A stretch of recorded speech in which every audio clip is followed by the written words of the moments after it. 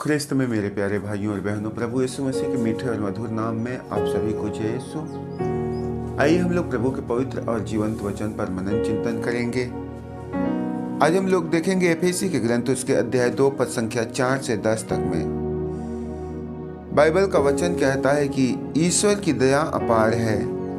हम अपने पापों के कारण मर गए थे, किंतु उसने हमें इतना प्यार किया कि उसने हमें मसीह के साथ जीवन प्रदान किया। उसकी कृपा ने आप लोगों का उद्धार किया। उसने ईसा मसीह के द्वारा हम लोगों को पुनर्जीवित किया और स्वर्ग में बैठाया। उसने हमको ईसा मसीह में जो दया दिखाई, उसके द्वारा उसने आगामी युगों के लिए अपने अनुग्रह की असीम समृद्धि को प्रदर्शित किया। उसकी कृपा ने विश्वास द्वारा आप लोगों का उद्धार किया है। यह आपके किसी भले कामों का फल नहीं, यह तो ईश्वर का वरदान है। यह आपके किसी कर्म का पुरस्कार नहीं, कहीं ऐसा न हो कि कोई उस पर घमंड करे। ईश्वर ने हमारी रचना की। उसने ईसा मसीह द्वारा हमारी सृष्टि की, जिससे हम पुण्य के कार्य करते रहें और उसी मार्ग पर चलते रहें जिससे ईश्वर ने हमारे लिए तैयार किया है।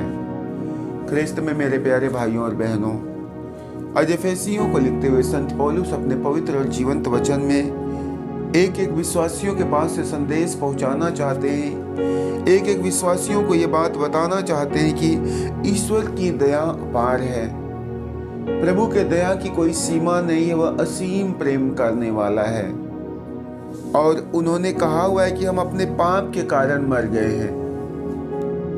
उसकी दया जो अपार है वह हमें हमारे ऊपर प्रकट होने वाले एक एक भले कामों के द्वारा दिखाई देता है, क्योंकि लिखा हुआ है कि हम अपने पापों के कारण मर गए थे, किंतु उसने हमें इतना प्यार किया कि उसने हमें मसीह के साथ जीवन प्रदान किया। एक एक मनुष्य अपने पापी कर्म के कारण, अपने पापी स्वभाव, पापी आचरण के कारण मर गए थे, लेकिन उस सर्वोच्च ईश्वर ने हम पापियों से, समस्त संसार भर के एक एक गुनहगारों से इतना प्यार किया कि उसने यीशु मसीह के द्वारा अपनी अपार दया, अपनी अपार करुणा हम पर और समस्त विश्वासियों पर प्रकट करता है।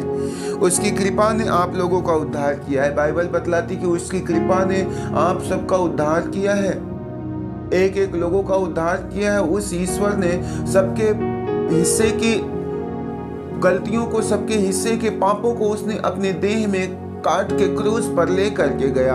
और उसकी इस दया के कारण जो कोई व्यक्ति उनमें, उनके दुख भोग में, उनके क्रूस मरण में और पुनरुत्थान में विश्वास करता है, उसको उद्धार मिलता है। हम लोग देखते हैं, बाइबल कहती है कि उसने ईसा मसीह के द्वारा हम लोगों को पुनर्जीवित किया और स्वर्ग में बैठाया। हम अपने पाप के कारण मर गए थे, लेकिन ईसा मसीह के द्वारा जो इस जगत में आए और एक एक लोगों के लिए उद्धार का मार्ग तैयार किए, सत्य का मार्ग बताए, और जितने लोगों ने उनके उस वचन का पालन किया, उनके उस मार्ग का अनुसरण किया, उन एक एक लोगों को उन्होंने इस मृत्यु लोक से निकाल कर, इस नरक से निकालकर अपने साथ अपने स्वर्ग राज्य में लेकर गए और उन्हें अपने स्वर्ग में शरण और स्थान दिया। मेरे भाइयों और बहनों, उसने हमको ईसा मसीह में जो दया दिखाई, उसके द्वारा हम आगामी युगों के लिए अनुग्रह की असीम समृद्धि को प्रदर्शित करते हैं।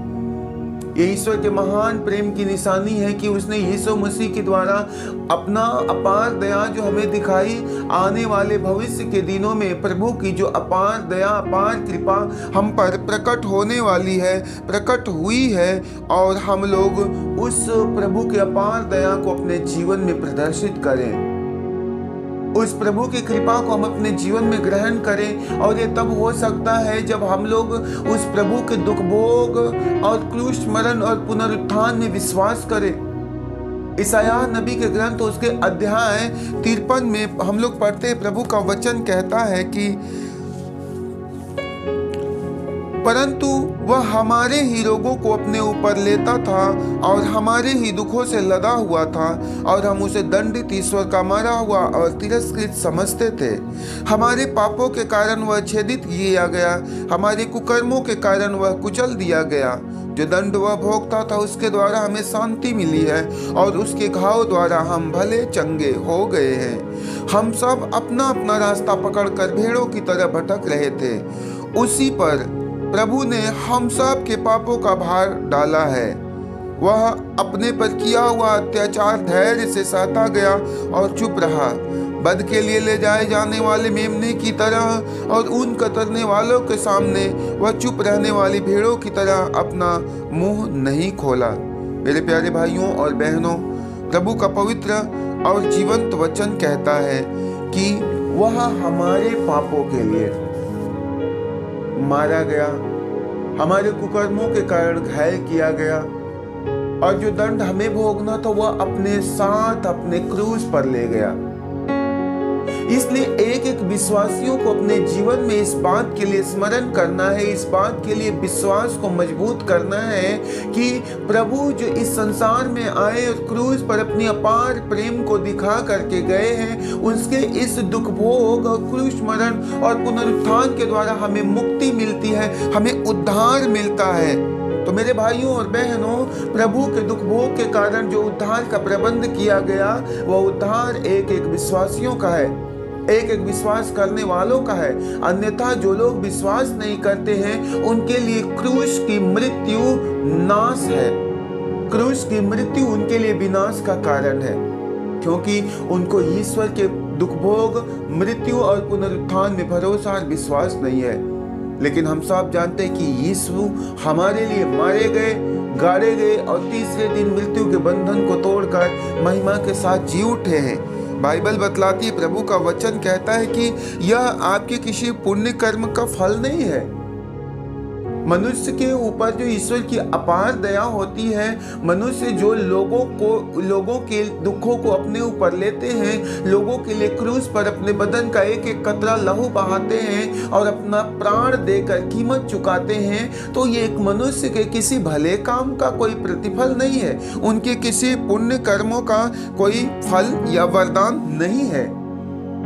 मनुष्य सोचे कि मैंने कुछ अच्छे कर्म किए, मैंने कोई सत्कर्म किए, इसलिए उस सर्वोच्च ईश्वर ने अपने संतान को, उस इकलौते पुत्र यीशु मसीह को इस जगत में भेजा और उसके द्वारा हमारा उद्धार किया। तो मेरे भाइयों और बहनों, हमारा ऐसा सोचना नासमझी है, हमारे ऐसा सोचना मूर्खता है। परंतु वह प्रभु किसी हमारे भले काम के द्वारा नहीं, परंतु अपने अपार दया के कारण अपने इकलौते पुत्र को संसार में भेजा। हम लोग पढ़ते हैं संत यूहन्ना के सुसमाचार उसके अध्याय 10 में प्रभु का वचन कहता है कि ईश्वर ने जगत से इतना प्यार किया कि उसने उसके छुटकारे के लिए अपना इकलौता पुत्र को अर्पित कर दिया, ताकि जो कोई उसमें विश्वास करे उसका नाश ना हो।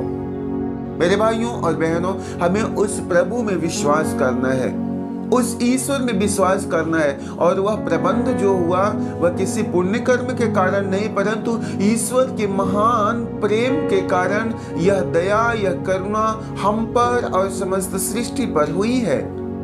हम लोग देखते हैं, लिखा हुआ है कि यदि यह आपके किसी कर्म का पुरस्कार नहीं, कहीं ऐसा न हो कि उस पर गर्व करें। प्रभु इस संसार में आए तो मनुष्य के किसी पुण्य कर्म का या भले कर्म का फल नहीं है। बाइबल बतलाती, कहीं ऐसा ना हो कि वे उस पर गर्व करे, घमंड करे। तो इस बात में, प्रभु के इस महान प्रयोजन में किसी भी बात पर घमंड करने की जरूरत नहीं है कि मैंने भला काम किया, मैंने कोई अच्छा काम किया तो उसने अपना इकलौता बेटा भेज दिया।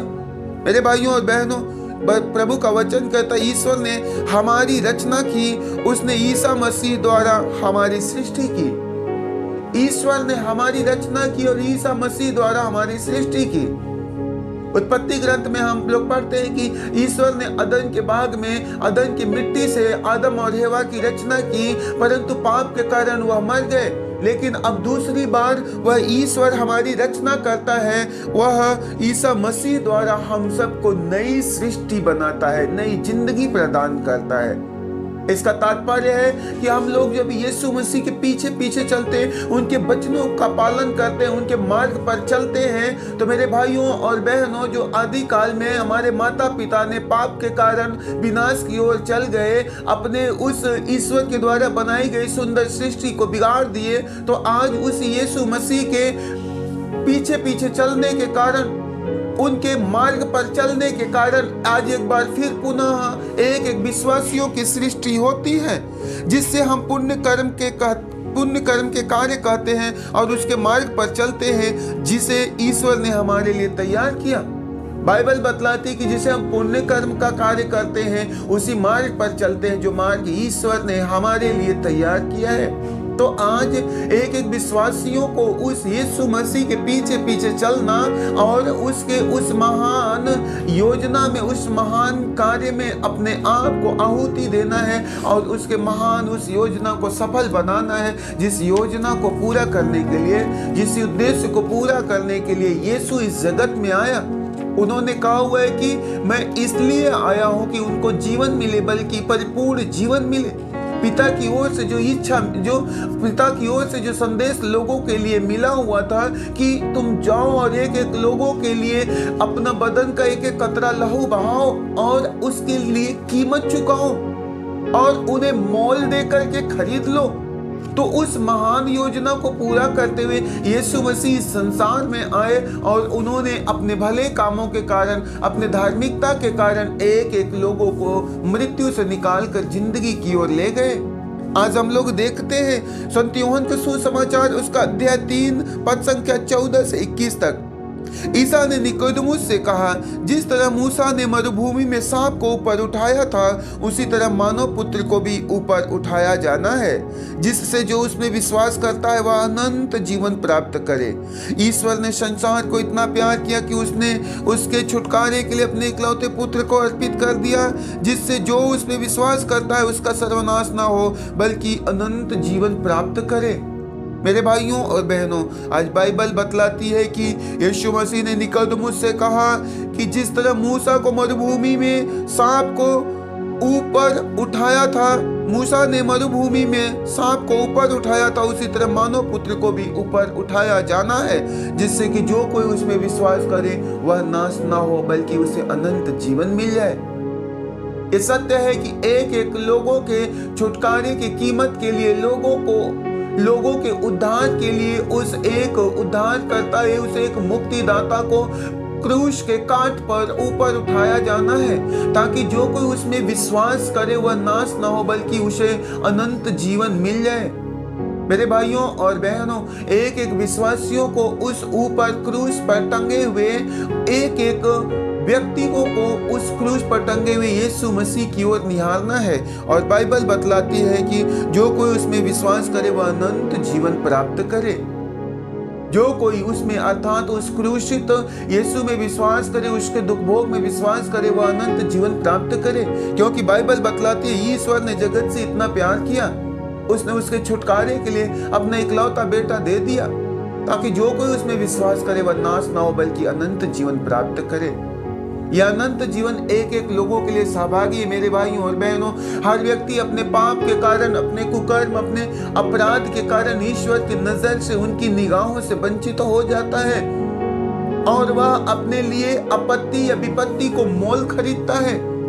लेकिन आज ये आवश्यक है कि हमें यीशु मसीह के क्रूस, मरण, दुख भोग में और पुनरुत्थान में विश्वास करना है और अपने मन को फिराना है, अपने गलतियों को मानना है। लिखा हुआ है कि ईश्वर ने अपने पुत्र को संसार में इसलिए नहीं भेजा कि वह संसार को दोषी ठहराए, उसने उसे इसलिए भेजा कि संसार उसके द्वारा मुक्ति प्राप्त करे। ईश्वर ने अपने पुत्र यीशु मसीह को संसार में इसलिए नहीं भेजा कि वह एक एक लोगों की गलतियों को गिनाए, उन्हें बताए कि तुम्हारी ये गलती, तुम्हारा ये गुनाह है। नहीं मेरे भाइयों और बहनों, ईश्वर ने अपने बेटे को इसलिए संसार में भेजा ताकि वह एक एक लोगों को उसके पापों से मुक्त करे और उन एक एक लोगों को पश्चाताप का मार्ग बताए। हम लोग देखते हैं प्रभु का वचन कहता है कि जो पुत्र में विश्वास करता है वह दोषी नहीं ठहराया जाता, जो विश्वास नहीं करता वह दोषी ठहराया जा चुका है, क्योंकि वह ईश्वर के इकलौते पुत्र के नाम में विश्वास नहीं करता है। दंडाज्ञा का कारण यह है कि ज्योति संसार में आई और मनुष्यों ने ज्योति की अपेक्षा अंधकार को अधिक पसंद किया। बाइबल बतलाती है जो उस इकलौते पुत्र अर्थात यीशु मसीह में विश्वास करता है उसे कोई दोषी ठहरा नहीं सकता, और जो उसमें विश्वास नहीं करता है वह पहले से ही दोषी ठहराया जा चुका है। वह पहले से ही जो दोषी ठहराया जा चुका है, क्योंकि संसार उस इकलौते पुत्र में विश्वास नहीं करता है। और इसलिए लिखा गया है, बाइबल बतलाती कि ज्योति संसार में आई परंतु लोगों ने ज्योति की अपेक्षा अंधकार को अधिक पसंद किया, क्योंकि उनके कर्म बुरे थे। ज्योति बनकर के यीशु मसीह संसार में आए, लेकिन जगत के लोगों ने, मनुष्यों ने ज्योति की अपेक्षा अंधकार को अधिक पसंद किया, क्योंकि उनके कर्म बुरे थे। और लिखा हुआ है कि वह ज्योति से बैर करते थे और ज्योति के पास इसलिए नहीं आते थे कि कहीं उनके कर्म प्रकट ना हो जाए। लोग ज्योति का अर्थात यीशु मसीह का इसलिए बैर, इसलिए विरोध करते थे कि लोगों का कर्म बुरे थे, और वे इसलिए ज्योति के पास नहीं आना चाहते थे कि कहीं उनका कर्म प्रकट न हो जाए। जैसा एक चोर व्यक्ति कभी दिन में कभी उजाले में चोरी नहीं करता है, क्योंकि यदि वह उजाले में जाए चोरी करे तो उसके चोरी के कार्य को प्रकट कर दिया जाएगा, उसके चोरी के कार्य लोगों के समक्ष प्रस्तुत हो जाएंगे। उसी तरह जगत के लोग जो अंधकार में जिंदगी जीना, पापों में, गुनाहों में जीवन जीना पसंद करते हैं, वह सत्य के मार्ग पर चलना नहीं चाहते, क्योंकि सत्य के मार्ग पर चलते समय उनके जीवन के सारे असत्य, सारे झूठ, सारे पाप प्रदर्शित होते हैं। इसलिए वे ज्योति की अपेक्षा अंधकार को पसंद करते हैं और पापों में लिप्त रहना उन्हें अत्यधिक प्रिय लगता है। मेरे भाइयों और बहनों, प्रभु का वचन कहता है, किंतु जो सत्य पर चलता है वह ज्योति के पास आता है, जिससे यह प्रकट हो कि उसके कर्म ईश्वर के प्रेरणा से भरा पड़ा है। जो सत्य पर चलता है, जो अच्छे कर्म करता है, जो धार्मिकता का काम करता, जो दयालुता का काम करता है, वह ज्योति के पास आता है। वह उस ईश्वर के निकट में आता है ताकि लोगों को यह प्रकट हो जाए कि उसके जो कर्म है वह ईश्वर की प्रेरणा से है, ईश्वर के द्वारा मिले हुए कार्य है। मेरे प्यारे भाइयों और बहनों, हमें और आप एक लोगों को ज्योति की संतान बनने की आवश्यकता है। हमें अपने जीवन के सारे पाप को मान लेना है, क्योंकि आज हमारे और आपके लिए यदि हम यीशु मसीह के क्रूस मरण में विश्वास करते हैं, यदि हम उनके दुख भोग में और पुनरुत्थान में विश्वास करते हैं, तो याद रखना हमारे जीवन के छुटकारे के लिए, हमारे गुनाहों से आजादी के लिए उस ईश्वर ने सारा प्रबंध कर लिया है। और आपका, हमारा, एक एक विश्वासियों का ये विश्वास ही लोगों के उद्धार मुक्ति का कारण बनेगा, आपके उद्धार का कारण बनेगा। और जब हम अपने आप को कठोर करते हैं तो हमारा पापी स्वभाव में विनाश की ओर लेकर के जाता है। हम लोग देखते हैं गणना ग्रंथ उसका अध्याय 21 में प्रभु का वचन कहता है कि जब मूसा ने इजरायलियों को मिस्र की गुलामी से निकाल कर लेकर जा रहे थे, तो मार्ग में जाते समय लोगों ने मूसा और ईश्वर के प्रति भुनभुनाया। उन्होंने कहा कि हम मिस्र में अच्छे थे, अच्छे से खा तो सकते थे, अच्छे से रह सकते थे, यहाँ आप हमें मरने के लिए लाए। और बाइबल बतलाती है कि उनके ऐसे भुनभुनाहट के कारण, उनके ऐसे दोष के कारण, उनके ऐसे आचरण के कारण ईश्वर उनसे नाराज होता और उनके बीच में विषैले सांपों को भेजता है। और वह सांप लोगों को डसता, जो लोग भुनभुनाते थे वह सांप उनको डसता था और वे लोग मर जाया करते थे। और जब ऐसा स्मरण हुआ तो उन लोगों को अपने गलतियों का एहसास हुआ कि वास्तव में मैंने मूसा और ईश्वर के प्रति भुनभुनाया। तो उन्होंने मूसा से जा करके निवेदन किया कि आप हमारे लिए ईश्वर से दुआ करें, हमारे लिए ईश्वर से प्रार्थना करें। और मूसा जब ईश्वर से प्रार्थना करता है इजरायलियों के लिए, तो ईश्वर मूसा से कहते हैं कि मूसा तुम कासे का एक सांप बनाओ और उसे डंडे के सहारे ऊंचे स्थान पर गाड़ दो, ऊंचे स्थान पर टांग दो। और जो व्यक्ति सांप का काटा हुआ हो उसे लेकर आओ। जो उस डंडे पर टंगे हुए सांप की ओर निहारता है उसे छुटकारा, उसे मुक्ति, उसे आजादी मिलती है। मेरे भाइयों और बहनों, इस प्रकार मूसा कांसे का एक सांप बनाते हैं और उसे डंडे के सहारे ऊंचाई पे टांग देते हैं।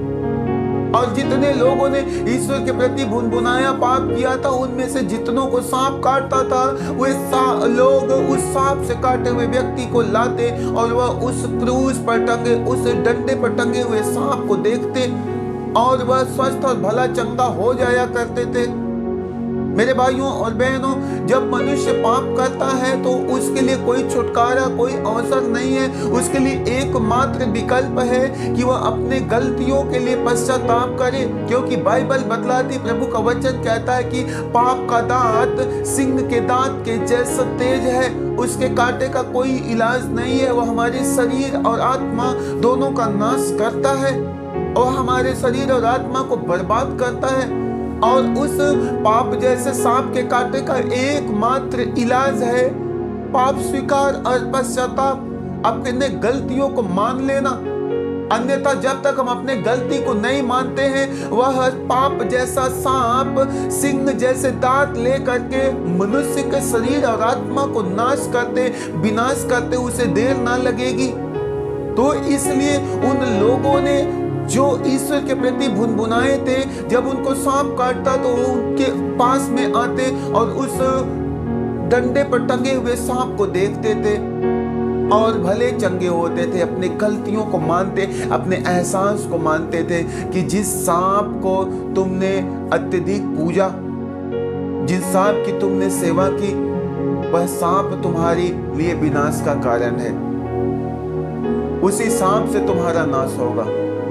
मेरे भाइयों और बहनों, परंतु यीशु मसीह क्रूस पर टंग करके दिखाए कि जिस पाप के कारण तुम मर रहे थे, लेकिन आज यदि तुम मेरी ओर फिरो, तुम अपनी दृष्टि मेरी ओर करो, तुम अपनी निगाहें, अपनी नजरें मेरी ओर लगाओ, तो तुम्हारा मुक्ति है, तुम्हारा उद्धार है, तुम्हारे लिए छुटकारा है। मेरे भाइयों और बहनों, संसार में जो क्रूस की शिक्षा को नहीं मानते हैं, उनके लिए वास्तव में क्रूस की शिक्षा एक विनाश का कारण है। लेकिन जो क्रूस की शिक्षा को दुख भोग, क्रूस मरण और पुनरुत्थान में विश्वास करते हैं, उसके लिए क्रूस एक प्रेम का चिन्ह है। क्रूस संसार में सबसे बड़ा प्रेम का चिन्ह है। लोग क्रूस को अपमान की दृष्टि से देखते हैं, लोग क्रूस को एक दृष्टि से देखते हैं। कोई उसकी ओर, प्रभु यीशु मसीह के दुख भोग से पहले कोई उसकी ओर देखना नहीं चाहता, कोई उसकी ओर ताकना नहीं चाहता था, क्योंकि वह दोषियों कुकर्मियों को सजा देने का एकमात्र साधन था। और कोई भी व्यक्ति जो बड़ा जघन्य अपराधी कुकर्मी होता था, वह कभी क्रूस की ओर निहारना नहीं चाहता था। लेकिन प्रभु यीशु मसीह हमारे पापों के कारण मारे गए। बाइबल बतलाती कि जब वो क्रूस पर टांगे गए तो एक उसके दाहिने और एक उसके बाएं डाकू टंगा हुआ था और यीशु मसीह को बीच में टांगा जाता है। ये इस बात को प्रमाणित किया जाता है कि ये डाकुओं का डाकू है, ये पापियों का पापी है, इसलिए इसे बीच में सबसे ऊंचा स्थान दिया जाता है। इसका मतलब यीशु मसीह को इस संसार का सबसे बड़ा पापी और कुकर्मी व्यक्ति की श्रेणी में रखा जाता है। लेकिन यीशु मसीह क्रूस पर टंगने के बाद, क्रूस पर जाने के बाद उन्होंने किसी पर दोष नहीं मढ़ा, किसी पर उन्होंने अभियोग नहीं लगाया, परंतु उन्होंने स्वर्गीय पिता से प्रार्थना की कि हे पिता, इन्हें क्षमा कर, क्योंकि ये नहीं जानते कि ये क्या कर रहे हैं। और मेरे भाइयों और बहनों, प्रभु के उस क्रूस पर मरने के कारण, वहां से एक एक लोगों को क्षमा करने के कारण उनके अपार प्रेम एक एक लोगों पर प्रकट होती है, उनकी अपार दया एक एक लोगों पर प्रकट होती है। इसलिए वह क्रूस जो अब तक कुकर्मियों और अपराधियों के लिए एक बहुत बड़ा साधन था उन्हें दंड देने का, वह क्रूस अब संसार के एक एक विश्वासियों के लिए प्रेम का सबसे बड़ी निशानी बन जाती है, प्रेम का सबसे बड़ा कारण बन जाता है। वह क्रूस एक एक लोगों के बीच में अपने प्रेम को प्रकट करने का एकमात्र साधन बन जाता है। देखा जाए संसार में बहुत सारे प्रेम की निशानी है। प्रेम की निशानी में कोई हार्ट प्रदर्शित करता है, कोई दिल देता है, लेकिन वास्तव में देखा जाए तो प्रेम की निशानी सबसे बड़ी क्रूस है। मेरे भाइयों और बहनों, उस क्रूस पर ईश्वर ने अपने महान प्रेम को प्रकट किया है। तो हमें और आप एक एक लोगों को, एक विश्वासियों को उस दुख भोग और मृत्यु और पुनरुत्थान में विश्वास करना है और सच्चे हृदय से अपनी गलती को मान करके प्रभु के पास में लौटना है। क्योंकि आज बाइबल बतलाती, प्रभु का वचन कहता है हमें एक लोगों से कि यदि हम अपने होठ से अपनी गलती को ना मान ले, यदि हम अपने जीवा से अपने पाप को स्वीकार ना कर ले, तो हे ईश्वर, तू हमारे जीवा को हमारे तालू से चिपका दे, ताकि मैं कोई और अपने जीवों के द्वारा पाप न करने पाऊं, कोई गलत काम न करने पाऊं।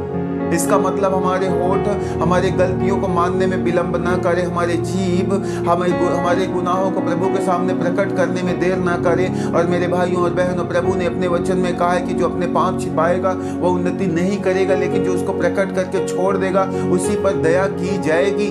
तो आज हम सभी लोगों को अपने पाप को प्रकट करके उस ईश्वर की ओर लौटने की जरूरत है और उस प्रभु के सामने अपनी गलतियों को मान लेने की जरूरत है। और प्रभु के द्वारा किया गया प्रबंध, जो मुक्ति है, जो उद्धार है, जो छुटकारा है, उसे अपने इस सांसारिक जीवन से लेकर स्वर्गीय जीवन तक उसे ग्रहण करने की आवश्यकता है। तो इसलिए आज जो आप प्रभु के वचन को सुन रहे हैं, प्रभु की शिक्षा को सुने हैं, तो आज अपनी जिंदगी के सारे गलतियों को मानना और विश्वास करना कि आप में जो इस समय पाप, जो गुनाह, जो अपराध हुआ है, मेरे भाइयों और बहनों, इसको यीशु मसीह ने अपने साथ उस काट के क्रूस पर आज के 2000 साल पहले ही नाश किया, बर्बाद किया, और उन्होंने हम सब के छुटकारे और उद्धार के लिए प्रबंध किया। प्रभु का वचन कहता है विश्वास करने वालों के लिए कुछ भी असंभव नहीं है। यदि तो विश्वास करोगे, ईश्वर की महिमा देखोगे। आज आपके विश्वास के कारण प्रभु आपका उद्धार करेगा। आज आपके विश्वास के कारण प्रभु आपके जीवन के बड़े बड़े बंधन खोलेगा। आज आपके विश्वास के कारण प्रभु आपको रोगों से चंगाई देगा। आज आपके विश्वास के कारण प्रभु आपके जिंदगी से आर्थिक तंगी निकालेगा। आज आपके विश्वास के कारण प्रभु यीशु आपको अच्छा रोजगार प्रदान करेगा।